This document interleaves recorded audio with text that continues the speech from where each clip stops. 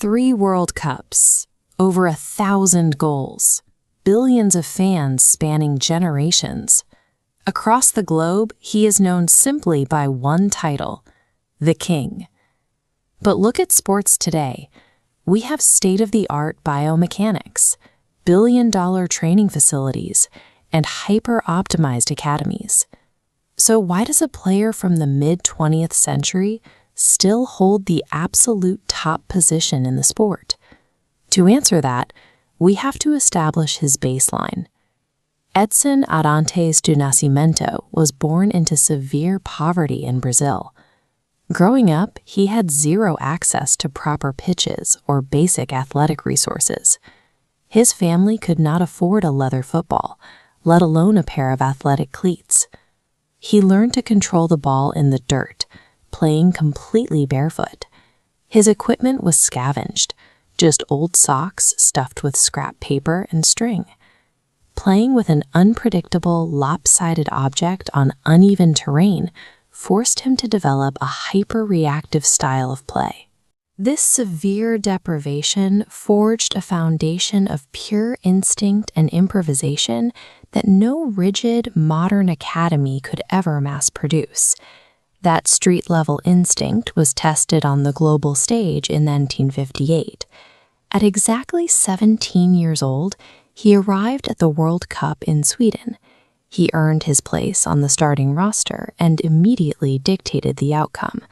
In the final match, he scored 2 decisive goals, securing Brazil's very first World Cup championship. This timeline visualizes the core pillar of his statistical dominance. We see his first victory in 1958, followed by a second in 1962, and a third in 1970. That exact trinity of victories is a strict mathematical anomaly. For over half a century, no other player has ever matched it. Today's most elite, highly conditioned athletes spend their entire careers exhausting themselves to secure a single World Cup. Securing 2 is an extreme outlier.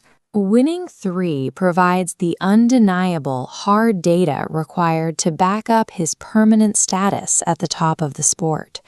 To fully deconstruct his dominance, we have to look past the top-line statistics and examine his specific physical technique.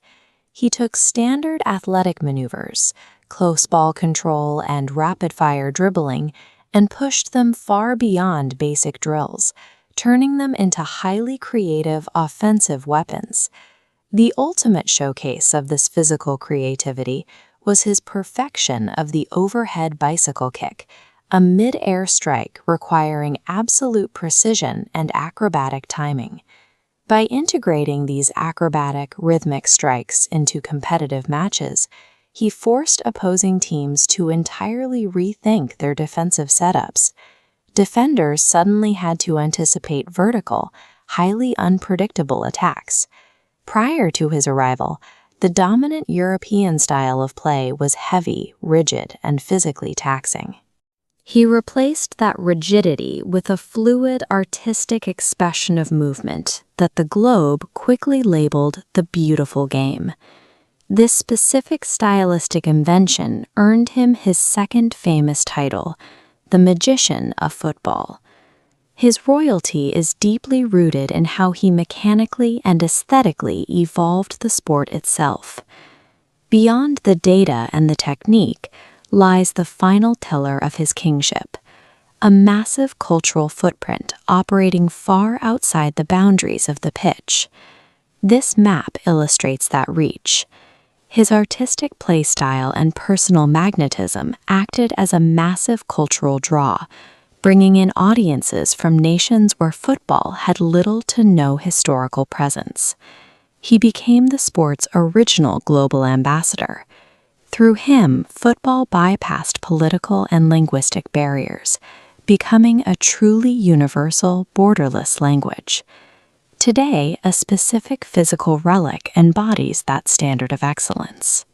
The number 10 jersey is worn by the central playmaker on almost every team across the world, a direct tribute to his original position. The man himself is gone, but the foundation he built is completely intact. When you combine his untouched mathematical records, his total mechanical reinvention of the sport, and his ability to unite a global culture, the math and the history align perfectly. That crown is permanently secured. To explore more fascinating deconstructions of history, science, and the legends that shaped our world, make sure to subscribe to the channel.